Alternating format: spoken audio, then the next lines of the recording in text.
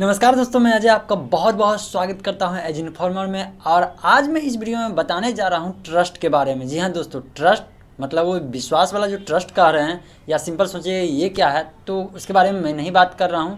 लेकिन एक ऑर्गेनाइजेशन के बारे में जहां पे आप सुनते हो कि ट्रस्ट सोसाइटी या कोई एनजीओ या कंपनी, तो उससे रिलेटेड टर्म में जो ट्रस्ट आता है उसके बारे में बात करूंगा। कैसे रजिस्ट्रेशन होता है वो स्टेप में बताऊंगा, ताकि आप लोग को मालूम चल सके। क्योंकि दोस्तों क्या है ना कि ऐसा है, अभी का माहौल जो है, बहुत सारे लोग को ट्रस्ट के बारे में नहीं मालूम होता है। इसलिए ये वीडियो लास्ट तक देखते रहिएगा। दोस्तों अगर आती है बात ट्रस्ट की, तो यहाँ पे 3-4 टर्म होता है: ट्रस्ट, सोसाइटी और एनजीओ। तो दोस्तों ये मैं कंप्लीट क्लियर अलग से वीडियो बना करके डिफ्रेंशिएट बताऊंगा, लेकिन इस वीडियो में सिर्फ और सिर्फ एक ही टॉपिक रहेगा, वो है ट्रस्ट। अब मैं बता रहा हूँ क्या है। देखिए, कोई भी जब बिजनेस ऑर्गेनाइजेशन जो है, अगर उसको रन करा रहे हैं, तो उसके लिए आपको कोई ना कोई उसको हैंडल करने के लिए एक ट्रस्ट की ज़रूरत पड़ती है।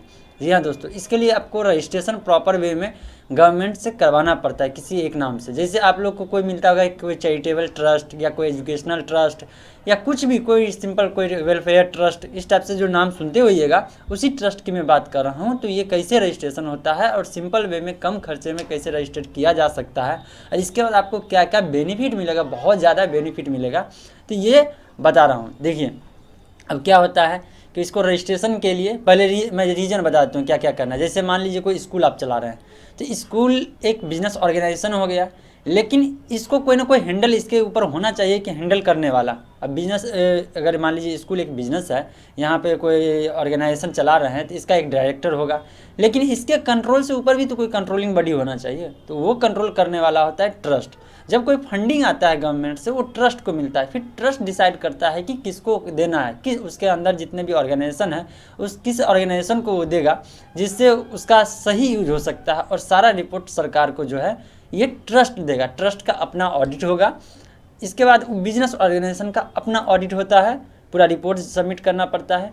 ट्रस्ट में अब मैं बता रहा हूँ उसको रजिस्ट्रेशन कहाँ से करा सकते हैं। ट्रस्ट का रजिस्ट्रेशन आप अपने नज़दीकी रजिस्ट्रार ऑफिस से करवा सकते हैं। आप अपने एरिया में, हर एक डिस्ट्रिक्ट में होता है, उस डिस्ट्रिक्ट का जो रजिस्ट्रार ऑफिस होगा, जहाँ जैसे ज़मीन का रजिस्ट्री होता है ना, सेम टू सेम समझिए कि इसका भी रजिस्ट्री होता है, लेकिन उसमें दोनों में डिफरेंस है।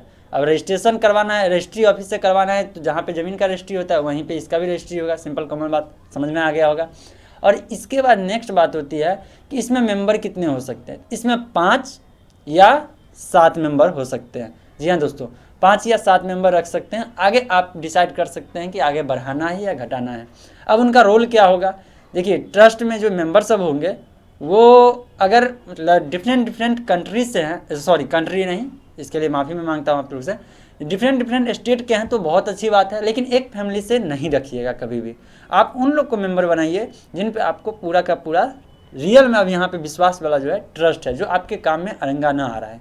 ठीक है, इसके लिए बेस्ट रहता है, ज़्यादातर बेस्ट रहता है कि आप कोई किसी आप विश्वसनीय लेडी जो होती है, आपके घर के दूसरे सदस्य जो होते हैं, जिससे आपका डायरेक्ट टाइप नहीं रहता है और वो आपके ट्रस्टेड बडी हैं आपके लिए, आप उस पर पूरा विश्वास कर सकते हैं, तो उनको ट्रस्ट का मेंबर बना दीजिए।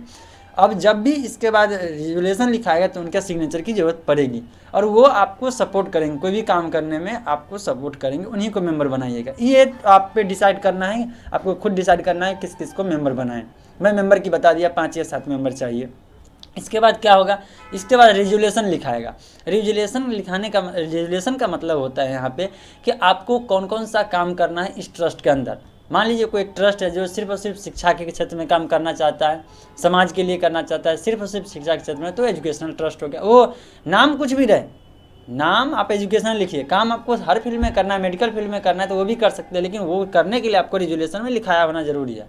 अब जो है, जो लोग को कम अनुभव रहता है, वो क्या करते हैं, एक फील्ड का नाम दे देते हैं, उसमें मेंशन कर देते हैं यही फील्ड में काम करना है, पैसा तो उतना ही लगना है। आगे जाके अगर दूसरा फील्ड चेंज करना है, मान लीजिए एजुकेशन का रेजुलेशन लिखे हैं, मेडिकल का नहीं लिखे हैं, तो बाद में जाके कोई हॉस्पिटल खोलना है, मेडिकल कॉलेज खोलना है, तो वहाँ पे प्रॉब्लम हो जाती है। ठीक है, तो इसलिए आपको क्या है, रेजुलेशन सोच समझ के उसमें जितना पॉसिबिलिटी है आप फ्यूचर में काम कीजिए, सब लिख दीजिए, क्योंकि पैसा आपका एक्स्ट्रा कुछ तो लगता नहीं, इसीलिए लिखे रहिएगा, तो आगे जाके फिर से उसमें ऐड करने की जरूरत नहीं पड़ेगी। इसीलिए पूरा रेजुलेशन लिखा है। अब सोचिएगा कि रेजुलेशन कैसे लिखे, तो इसके लिए आपको किससे कांटेक्ट करना है मैं बता देता हूँ। आप नज़दीकी किसी एडवोकेट से कांटेक्ट कर लीजिए, चार्टेड अकाउंटेंट से कांटेक्ट कर लीजिए, कि कोई भी जाइए, कुछ पैसा लेंगे वो रेजुलेशन लिखने का, बहुत हो गया 1000 रुपया लेंगे, इससे ज़्यादा नहीं लेंगे, और वो आपको लिख करके पूरा प्रिंट आउट दे देंगे। ठीक है, पूरा का पूरा मेंबर का नाम, सारा फॉर्मेट उनके पास ऑलरेडी रहता है, सब कुछ दे देंगे। इसके बाद क्या करना है, नेक्स्ट स्टेप, इसके आपको रजिस्ट्रार ऑफिस में जाना है। अब वहाँ पे वैल्यूएशन लगाया जाता है। जैसे आप इस ट्रस्ट में 5 मेंबर है और सब अपना अपना योगदान समाज के लिए करना चाहते हैं, ट्रस्ट का मतलब है समाज सेवा, तो अगर 1-1 लाख करना चाहते हैं, 1-1 लाख नहीं कीजिए, 5 मेंबर को लेके चलिए 10-10 हज़ार सिंपल करते हैं, 10-10 हज़ार अगर करना चाहते हैं, डोनेट किए तो 50 हज़ार हो गया इस ट्रस्ट के पास, जिसके नाम से रजिस्टर करना चाहते हैं। मतलब इसके पास जो कैपिटल हुआ, मनी जो है सेविंग मनी, वो 50 हज़ार है। तो 50 हज़ार का 10% जो है, शायद 10% या 5% जो भी है, उतना आपको रजिस्ट्री ऑफिस में उसका charge at the time paid करना पड़ेगा। तो उसी अनुसार से वैल्यू इसमें मतलब कैपिटल ऐड कीजिएगा, क्योंकि वो 50 हज़ार आपको एट द टाइम देना नहीं है। आप सिर्फ वहाँ पे शो कीजिए कि इस आदमी के पास ये जो है, इस मेंबर जो है, इस मेंबर के पास जो है इतना पैसा ये डोनेट करने की कैपेसिटी है और ये ट्रस्ट को दे रहा है। तो वहाँ पे जैसे इसका ट्रस्ट का कैपिटल 50 हज़ार होगा, तो ट्रस्ट अब जो है 50 हज़ार तक रुपये का कोई भी काम समाज के लिए करवा सकता है, चाहे जिस फील्ड में करवाना हो वो करवा सकता, 50 हज़ार से ज़्यादा नहीं करवा सकता।